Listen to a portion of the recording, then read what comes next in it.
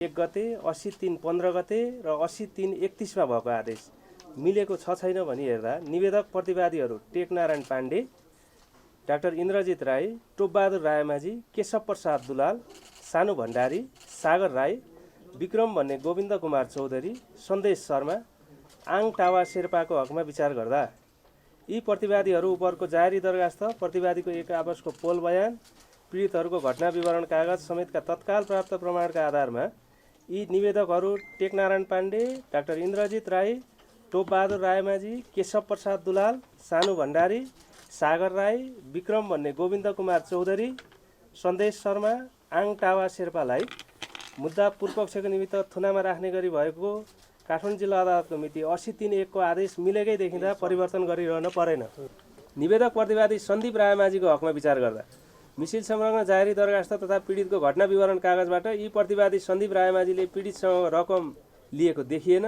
प्रतिवादीले अधिकार प्राप्त अधिकारी तथा अदालत समक्ष बयान गर्दा अभियोग दाबीको कसुरमा इन्कार रहेका छन्। अनुसन्धानका सिलसिलामा सङ्कलित सबुत प्रमाणबाट निज प्रतिवादीको कसुरमा संलग्नता पुष्टि हुन नसकेको अवस्थामा यी प्रतिवादीलाई मुलुकी फौजदारी संहिता 74 को दफा 67(1) ख बमोजिम थुनामा राखी मुद्दाको पूर्वपक्ष गर्ने गरी काठमाडौँ जिल्ला अदालतबाट मिति 80/3/1 मा भएको आदेश बदर गरिदिएको छ। प्रतिवादी सानु भण्डारीको अधिकार प्राप्त अधिकारी समक्षको बयान समेतका तत्काल प्राप्त प्रमाणबाट प्रतिवादी सन्दीप रायमाझीलाई ऐजन संहिताको दफा 68(1) बमोजिम नगद 30 लाख नगद धरोट वा ब्याङ्क जमानत दिएली तारिखमा राखी मुद्दाको पूर्वपक्ष गरी नियमअनुसार गर्नु। निवेदक प्रतिवादी टेकनाथ रिजालको हकमा विचार गर्दा प्रतिवादी टेकनाथ रिजाल नेपाली नागरिकलाई भुटानी शरणार्थी बनाई अमेरिका लैजाने समेतका कसुरमा अधिकार प्राप्त अधिकारी तथा अदालत समक्ष बयान गर्दा इन्कार रहेका छन्। यी प्रतिवादीले जाहेरवाला समेतका मानिसहरूबाट रकम लिएको पुष्टि हुन सकेको छैन। अभियोग दाबीको कसुरमा यी प्रतिवादीको प्रत्यक्ष सहभागिता पुष्टि हुन नसकेको, प्रतिवादीको उमेर 76 वर्षको भई ज्येष्ठ नागरिक देखिएको, निजको मानसिक स्वास्थ्य समेतका समस्या देखिएको तथा प्रतिवादी शरणार्थी नेता भई नेपालमा निर्वासित जीवन व्यतीत गरी निज अन्य देशमा भागी जाने अवस्था समेत नदेखिँदा प्रतिवादी टेकनाथ रिजाललाई मुलुकी फौजदारी कार्यविधि संहिता 2074 को दफा 67 बमोजिम थुनामा राखी मुद्दाको पूर्वपक्ष गर्ने गरी भएको ता अदालतको 80/3/1 को आदेश मिलेको नदेखिँदा बदर गरिदिएको छ।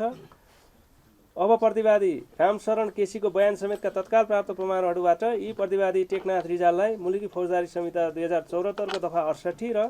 72 बमोजिम 15 लाख रुपियाँ नगद धरोट वा ब्याङ्क जमानत दिएली तारिखमा राखी मुद्दाको पूर्वपक्ष गरी नियमअनुसार गर्नु। अब निवेदक बालकृष्ण खाँडको हकमा विचार गर्दा जाहेरवाला तथा घटना विवरण कागज गर्ने पीडितले यी निवेदक प्रतिवादी बालकृष्ण खाँडले ठगी गरेको वा निजबाट रकम लिएको भनी यी प्रतिवादीको नाम उल्लेख गरेका छैनन्। प्रतिवादी अधिकार प्राप्त अधिकारी तथा अदालत समक्ष बयान गर्दा अभियोग दाबीको कसुर पूर्णतः इन्कार रही बयान गरेको देखिन्छ। घटना विवरण कागज गर्ने तत्कालीन अवस्थामा गृह मन्त्रालयमा कार्यरत स्थानीय प्रशासन तथा प्रदेश समन्वय शाखाका प्रमुख शाखा अधिकृत सन्तोष प्रधानले बालकृष्ण पन्थीको कार्यदलले तयार पारेको प्रतिवेदन पछिल्लो समयमा मन्त्री परिषदबाट फिर्ता आई आफ्नो जिम्मामा रहेको विभिन्न समयमा उक्त प्रतिवेदन शाखा प्रमुख सागरमणि पाठक, उपसचिव शेखर पौडेल, महाशाखा प्रमुख फणेन्द्रमणि पोखरेल तथा सचिव टेकनारायण पाण्डेले माग्ने गरेका थिए। के कसरी उक्त प्रतिवेदनको समानान्तर अर्को प्रतिवेदन तयार भयो आफूलाई थाहा नभएको भनी आफ्नो ब्यौरा लेखाएको देखिन्छ। प्रस्तुत मुद्दाका सहप्रतिवादी टेकनारायण पाण्डेको बयान समेतबाट यी निवेदक प्रतिवादीले उक्त प्रतिवेदन मागेको अथवा उक्त प्रतिवेदनमा कुनै चासो राखेको देखिँदैन।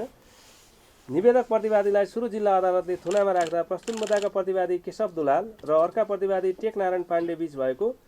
टेलिफोन संवादलाई पनि लिएको देखिन्छ। उक्त संवादमा उल्लेख भएको गिफ्ट भनेको रकम हो र उक्त रकम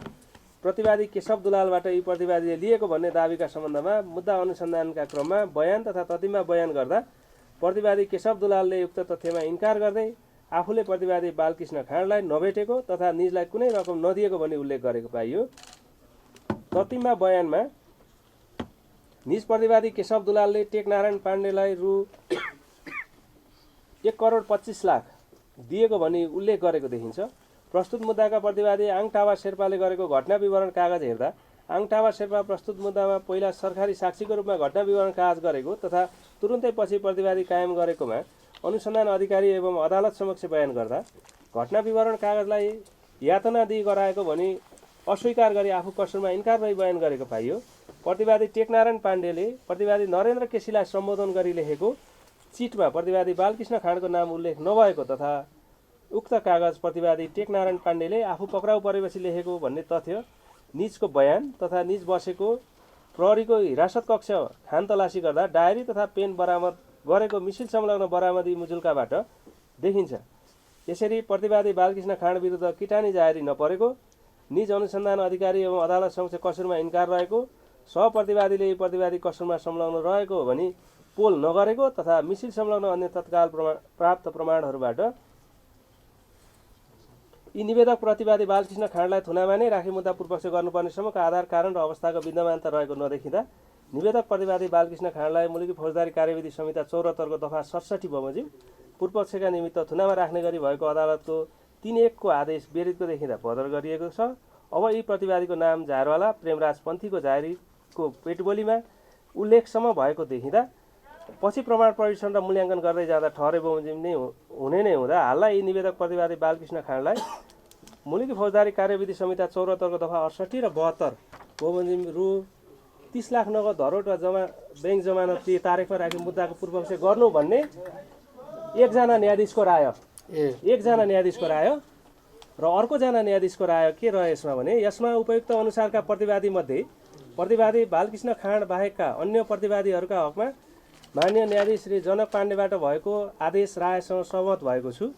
प्रतिवादी बालकृष्ण खाँडका हकमा प्रतिवादी टेकनारायण पाण्डे र केशव दुलाल बीचको मोबाइल म्यासेज, प्रतिवादी नरेन्द्र केसीबाट बरामद भएको, प्रतिवादी टेकनारायण पाण्डेले प्रतिवादी नरेन्द्र केसीलाई लेखिदिएको कागज, प्रतिवादी आङटाबा शेर्पाको घटना विवरण कागज तथा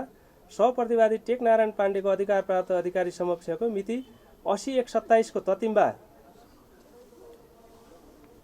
बयान समेतका तत्काल प्राप्त प्रमाणबाट प्रतिवादी बालकृष्ण खाँड अभियोग दाबीको कसरमा अहिले नै निर्दोष रहेछन् भनी विश्वास गर्न मिल्ने मनासिब आधार नदेखिएको हुँदा